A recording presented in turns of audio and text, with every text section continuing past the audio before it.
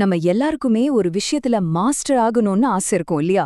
அது ஸ்போர்ட்ஸா இருக்கலாம், இல்ல நம்ம வேலையா கூட இருக்கலாம். ஆனா நம்மள எத்தனை பேரு நிஜமாவே அந்த உச்சத்தை தொடுறோம்? ஒரு விஷயத்துல எக்ஸ்பர்ட் ஆகுறது ஏன் இவ்ளோ கஷ்டமா இருக்கு? வாங்க, அதுக்கு பின்னாடி இருக்கிற ஒரு ஆச்சரியமான பாதைய பத்தி தான் இன்னைக்கு பார்க்க போறோம். யோசிச்சு பாருங்க. புதுசா எதையாவது கத்துக்க ஆரம்பிக்கும்போது செம்ம ஆர்வம் இருக்கும். ஆனா கொஞ்ச நாள்லயே அந்த ஆர்வம் போயிடும். என்னடா இது, ஒரு முன்னேற்றமும் இல்லையேன்னு ஒரு விரக்தி வரும். ஏன் இப்படி நடக்குது? இந்த ஃபீலிங் உங்களுக்கு வந்திருக்கா?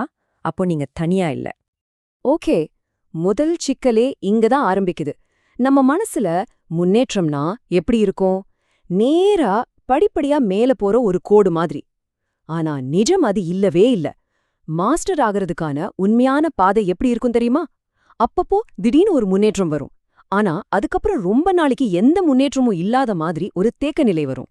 இந்த நீண்ட தட்டையான தேக்க நிலைய தான் நாம பீடபூமி இல்லனா பிளாட்டோன்னு சொல்றோம். அப்போ நம்ம செய்ய வேண்டிய முதல் விஷயம் என்னன்னா, மாஸ்டர் ஆகிறதுக்கான இந்த பயணத்தோட உண்மையான தன்மையை முதல்ல புரிஞ்சுக்கணும். நம்மளோட பார்வையே மாத்தணும்.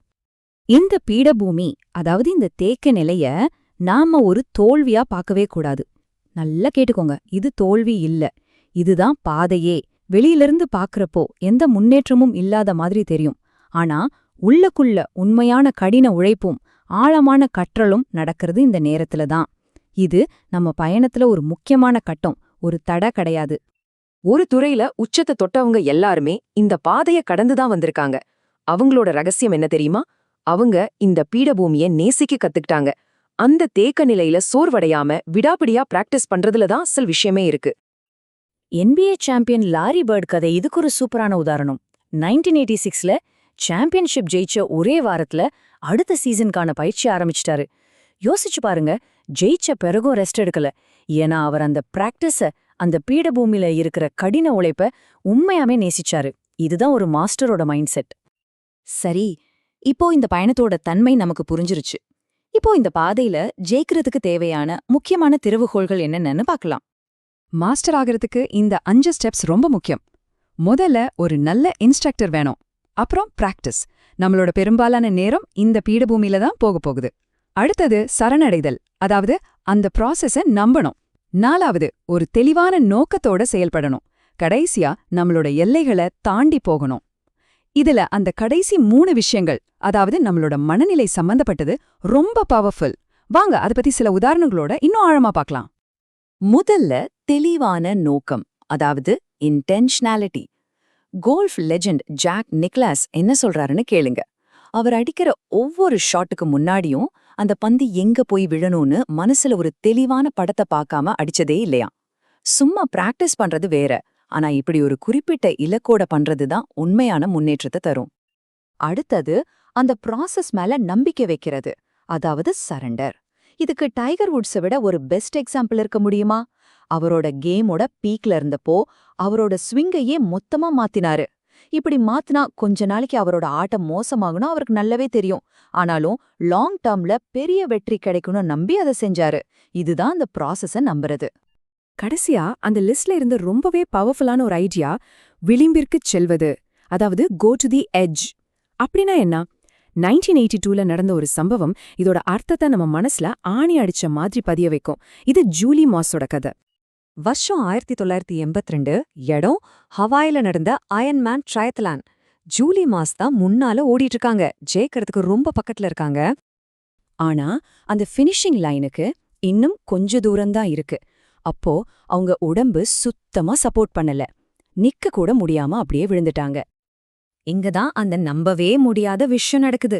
அவங்களால எழுந்திருக்க முடியல, ஆனா அவங்க விட்டு கொடுக்கல. தன்னோட கைகளால அந்த ஃபினிஷிங் லைனை நோக்கி தவழ்ந்து போக ஆரம்பிக்கிறாங்க.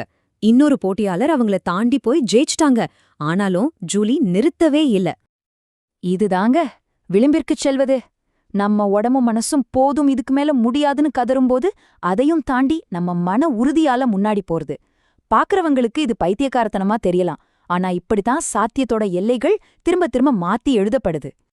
சரி, மாஸ்டர் ஆகிறதுக்கான பாதையில வர தவிர்க்க முடியாத தடைகளை சமாளிக்க சில பிராக்டிக்கலான டூல்ஸ் பத்தி இப்ப பார்க்கலாம். நம்மளோட மிகப்பெரிய எதிரி வெளியில இல்ல, நமக்குள்ளதான் இருக்கான். அவனோட பேரு ஹோமியோஸ்டாசிஸ். இது என்னன்னா, மாற்றத்தை எதிர்க்கிற நம்ம உடம்போட ஒரு இயற்கையான சக்தி. புதுசா ஏதாவது முயற்சி பண்ணும்போது வேணாண்டா இது ரொம்ப கஷ்டம்னு உள்ள இருந்து ஒரு குரல் கேக்கும்ல, அதுதான் இவன். இந்த உள்ள இருக்கிற எதிரிய எப்படி ஜெயிக்கிறது? 3 ஸ்டெப் தான்.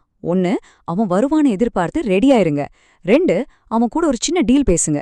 சரி, நான் 2 மணி நேரம் பிராக்டிஸ் பண்ணல, ஒரு 10 நிமிஷம் மட்டும் பண்றேன்னு சொல்லி ஆரம்பிங்க. 3, கன்சிஸ்டன்டா இருங்க. ஒரு தடவை நீங்க ஆரம்பிச்சிட்டீங்கன்னா போதும், அந்த எதிர்ப்பு தானா காணாம போயிடும். இந்த உள்ள இருக்கிற எதிர்ப்பு உடைக்கிறதுக்கு தாமஸ் எடிசன் ஒரு பவர்ஃபுல்லான டெக்னிக் யூஸ் பண்ணாரு.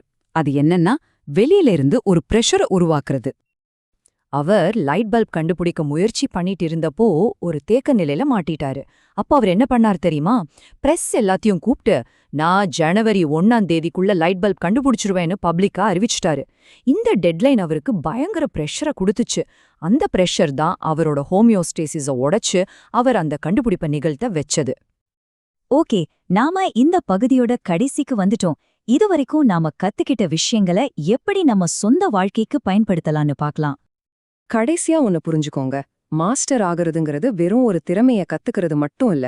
அதுக்கும் மேல அந்த கஷ்டமான நீண்ட பீடபூமியில பயணம் செஞ்சு முடிச்சதுக்கு அப்புறம் கிடைக்கிற அந்த ஆழமான மனநிறைவு இருக்கே, அதுதான் உண்மையான பரிசு.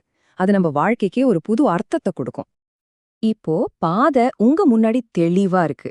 தடைகளை தாண்டறதுக்கான கருவிகளும் உங்க கையில இருக்கு. இப்போ கேள்வி இது ஒண்ணுதான்.